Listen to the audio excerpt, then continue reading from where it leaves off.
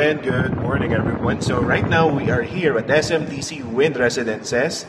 This is Tower 4 2025. This is located in Tagaytay City, Cavite. So ngayon mag-view tayo ng isang foreclosed studio unit. This is 31 square meter, 5.9 million pesos.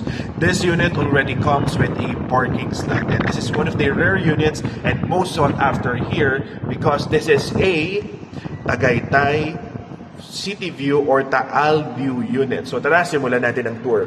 So, upon entering the property, on my left would be our kitchen with overhead cabinets, granite countertop, stainless steel sink, and under counter cabinet.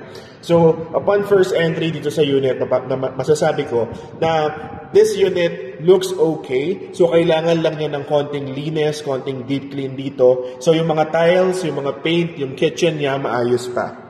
So, this is one of the jackpot units na makukuha natin. And this is one of the few, if not the only, facing Tagaytay unit or facing Taal Lake unit that we can find here na available sa foreclosed. Next would be our toilet and bath. So, yung toilet natin has sink, tank-type water closet, and an overhead shower with a provision for hot and cold. So, ang ganda pa ng status ng kanyang toilet and bath. Next would be this area.